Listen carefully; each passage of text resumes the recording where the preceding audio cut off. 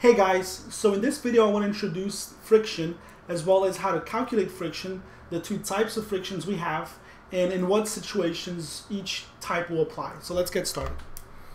So friction happens when two surfaces are in contact. If two surfaces are in contact, there has to be a normal force between the two. The basic equation for friction is that friction equals mu normal. So right away you see how you have to have normal for you to have friction. Mu, which is a lowercase mu, it's a Greek letter, is your coefficient of friction. Coefficient of friction. And it has to do with how rough two surfaces are on each other. So for example, two blocks on ice, if you rub them, there's not a lot of friction, so the coefficient of friction is low. Mu is a very small number. If you're rubbing, let's say, somehow concrete on concrete, that's weird, but there would be a lot of friction there, so mu would have a higher value. Okay, there are two types of frictions and they happen in different situations, kinetic and static, and it's really important for you to know when do I have kinetic friction and when do I have static friction. At the basic level, kinetic friction happens when your velocity is not zero. Kinetic means you're moving. Kinetic means motion. Okay. And at the basic level, static friction happens when your velocity is zero. Static means at rest. But it is a little bit more complicated. That's why I have these little asterisks here, and I'll talk about that in a second. So the big thing here is this. Kinetic friction happens when any object slides, skids, or slips. Any of those words, they're all the same thing. So if you're sliding on a surface, then you would have kinetic friction, like a box. If a box is moving the surface, it can only slide on that surface, so you would have kinetic friction.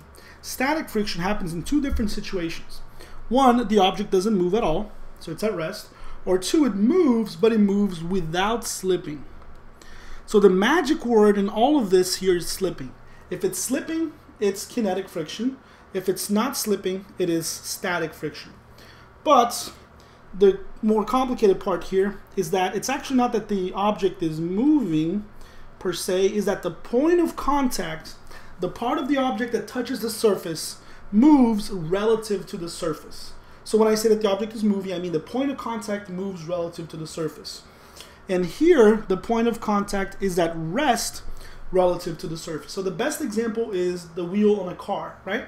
So if a car moves if a wheel rolls without slipping, it's because the bottom of the wheel is at rest relative to the ground, right? They move together. So if a car moves without slipping, it's static friction. So you could move and have static friction. And if a car skids through, it's kinetic friction. Another way to think about this is if you have two surfaces that are going like this on each other, so basically rubbing on each other, that's kinetic friction. But if you have two surfaces that move together, so like an object and you put another object on top, and then this object in the bottom moves and it causes the object on the top to move with it. They're not rubbing on each other, right? So that would be static friction. So you can think of it as slipping or rubbing to determine if it's kinetic or static, all right? So let's look at kinetic friction. If you're moving with a V to the right, your kinetic friction will be to the left. Now friction we usually draw sort of along the floor over here to indicate that that's between the two surfaces, okay? And this is always, the direction is always going to be opposite to motion, all right? Now let me go over here. The first situation for static friction is when the force is not strong enough to get the object moving. So let's say you have this object here and I pull with a force F. So if I'm trying to move this to the right, I'm sure you've experienced this, you push something and you just don't have enough strength or you're not pushing hard enough. The reason why the object doesn't move is because static friction is preventing you from moving, okay? So the direction here will be opposite to the force trying to move the object, all right? And the idea is that if you pull hard enough, it moves. If you don't pull hard enough, it doesn't move. Another key idea is that when you calculate friction, and by the way, I forgot to write these equations here. Friction kinetic is mu kinetic normal. Notice how this equation is very similar to the base equation. The only difference is that this is friction kinetic. so I use the mu kinetic. There are two coefficients of friction, one for each type of the two frictions you have. Here, this equation is a little bit different. It's friction static maximum is mu static normal. Okay? And notice I have static, mu static. Another thing to notice here is the word maximum. So the idea is that when you calculate static friction using this equation right here, what you're actually calculating is the maximum amount of static friction. So the idea is that static friction is a threshold. It's a threshold. It's not the actual amount of friction on the object. It's the amount of force you have to overcome, amount of friction you have to overcome for this object to start moving. So if your force F, this guy over here, is less than this threshold, the object doesn't move. The object doesn't accelerate. So the acceleration is 0. And if the acceleration is 0, then the actual amount of friction is not your friction static max, but it is your pull, F. And that's because of action-reaction and the fact that this thing is at equilibrium. What do I mean? What do I mean by that? So let's say if this is a force here is 30, but you pull with 20. If you pull with 20 to the right, friction opposes you with the same 20. It's not enough to get you moving. Friction opposes you with the same 20. So it would look like this. F20, friction, this is my friction max, would be 30. This is if my friction max was 30. But I would only be opposed by a friction of 20. Because friction cannot oppose you with more force than you're pulling. Otherwise, if this was friction of 30, then this object would be moving to the left even though you're pulling to the right, and that would make no sense. Okay? So if you're not pulling hard enough, friction opposes you with the same force that you're pulling. If you are pulling hard enough, if you are pulling harder than static friction, then the acceleration will not be 0. And guess what? The object starts moving. The object starts moving. So in this case of a box, it's going to start sliding. At that point, you switch from static friction to kinetic friction. So as soon as the object starts moving, you switch to kinetic friction, and the amount of friction going up against you is kinetic friction. So notice how friction is actually, in neither one of these cases, the actual amount of friction that's acting in the box is your Fs max, your friction static max. That's just a threshold to decide, do you move or do you not move? Or do you accelerate or do you not accelerate? Okay, so it's an important distinction to make. Friction static max is a threshold. Now friction kinetic, which you would get with this equation right here, is the actual amount of force opposing motion. Is the amount of force opposing motion. In every case where you have kinetic friction, your actual friction will be your kinetic friction.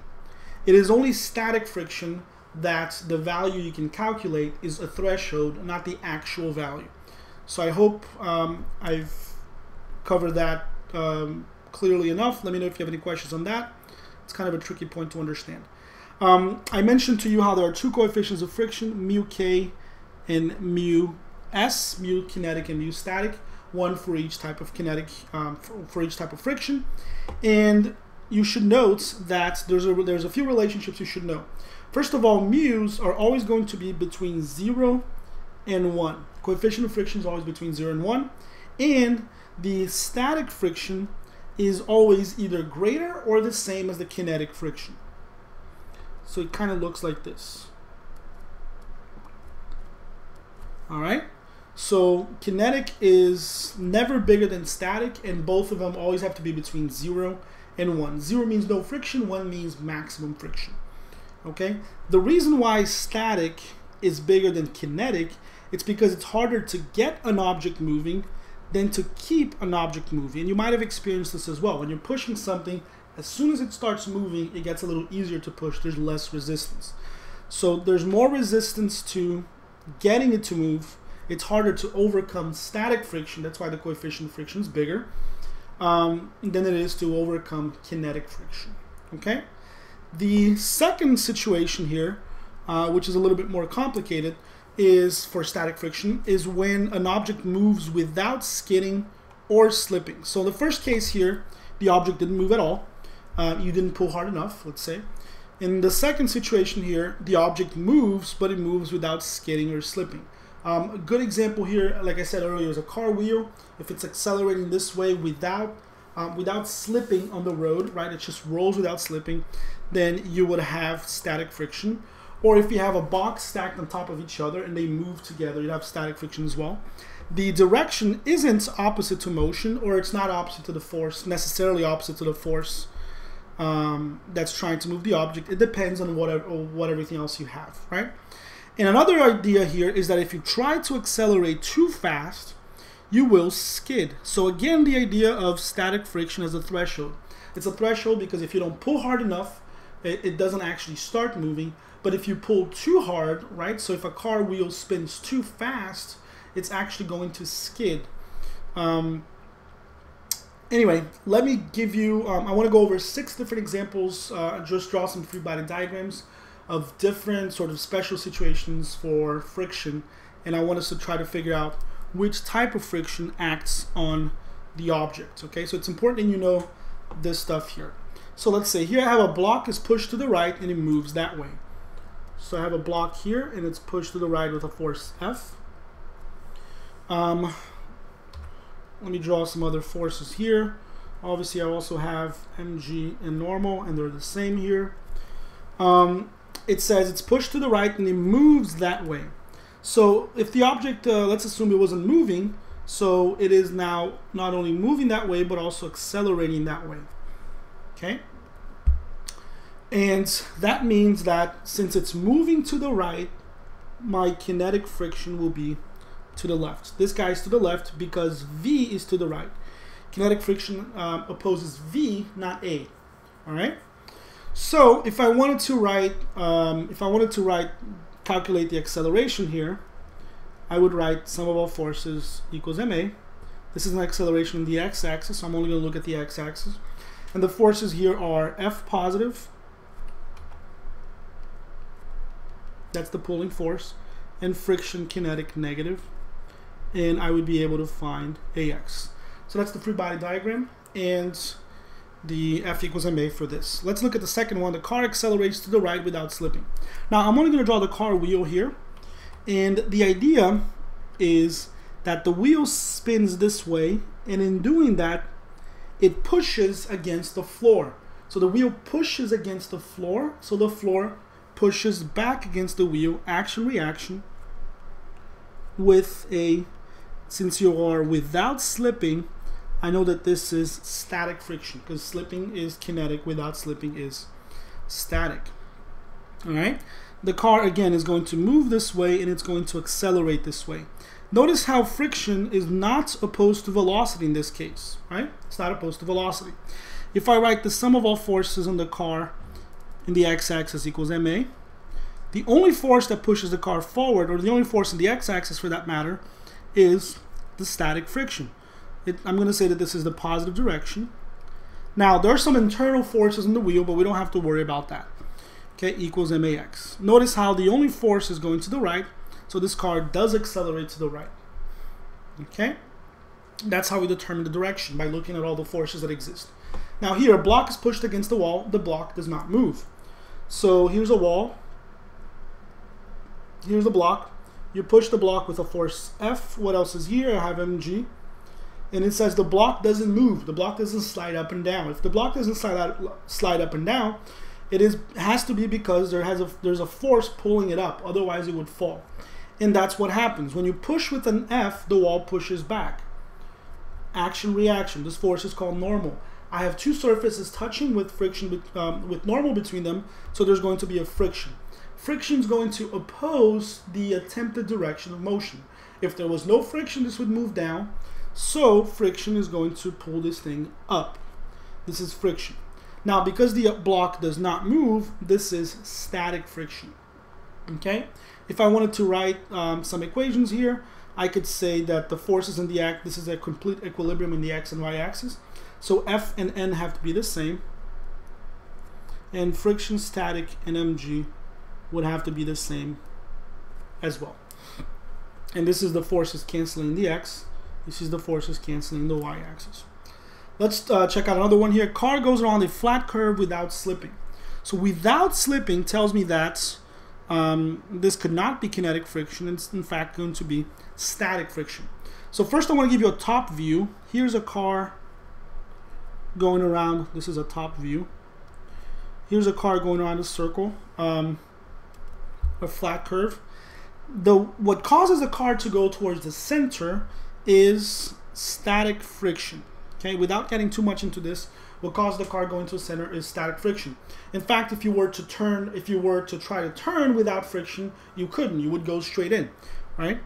So static friction is what causes the car to go towards the center. There's a centripetal acceleration here that keeps you towards the center, while your instantaneous velocity is up. Okay? So this is a top view. If I wanted to do sort of a back view, you're looking at the car from the back, it would look kind of like this. Here's the car. And the car has an mg pulling it down, has a normal pulling it up, and the car is being pulled towards the center with a static friction. And if you wanted to write the F equals ma here, it would be the sum of all forces equals ma. This car is moving towards the center, so this is a centripetal force. And static friction is what's responsible for that. It is positive because it goes towards the center, and that equals mac. Okay, we won't get into the details of that, but that's the setup.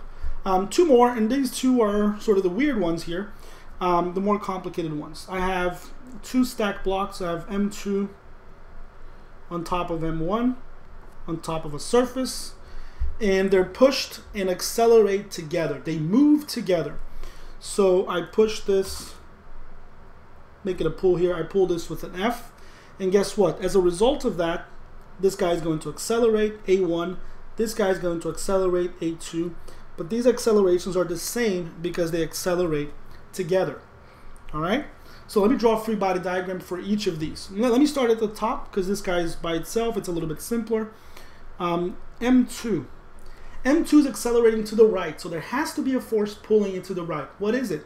Well, M2 accelerates to the right because M1 is pushing it to the right, right? The contact between the two causes that. But they're accelerating together. That means that they can't be slipping relative to each other. In fact, what happens is this guy, in going forward, brings M2 with it. Okay? So what causes M2 to move forward is the static friction between 1 and 2. All right? That's it. For the one, for M1 is pulled this way with a force F, and there's a floor here. It's going to slide across the floor, so there is a kinetic, slipping, sliding is kinetic, okay? Friction kinetic of 1, okay? 1 with the floor, whatever, just 1. Now, this might be the only forces you drew, but there's another one here that you have to be careful with, and people forget this often. And if M1 pushes M2 this way, action, reaction, M2 has to push M1 back this way. So there's an Fs between 1 and 2, and these two guys are exactly the same force. So if you wanted to calculate some stuff here, you'd write the F equals ma for both blocks, and I'd somehow plug in the equations together, depending on what you're being asked for. Okay, so this is the complete free body diagram for both of these guys. M2 has one force acting on the x-axis, and M1 has 3 forces acting on the x-axis. Don't forget this guy here. Now, the last one is stacked blocks. One is pushed, the other one is tied. So it's kind of like this. There's a wall here.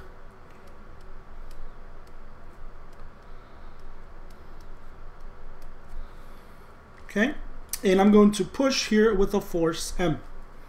One is going to accelerate, so I have an A1 this way, but 2 won't. The velocity is 0, the acceleration is 0. Okay, so it stays in place. So let's look at what happens with block 2. Just like in the previous example, it's being pushed to the right, by the friction between the two guys here. So friction is pushing it to the right. However, I don't know what kind of friction just yet. This one tries to move it. However, there is a tension here that holds it in place. So because of that, the objects will slide relative to each other. The surfaces will slide or slip on each other. So this has to actually be a kinetic friction between 1 and 2. And that's it. Those two forces cancel. For object 1, I have F pulling it this way. Object 1 will slide on the surface.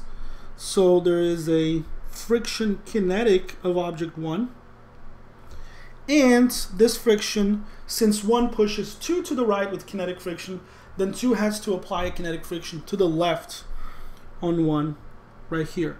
But this is a friction kinetic between 1 and 2. These two are the same. So what's different about these guys? I have a tension here, which I didn't have there. And then these frictions here are kinetic instead of static because they're slipping on each other. Anyway, that's the basic difference between static friction, kinetic friction.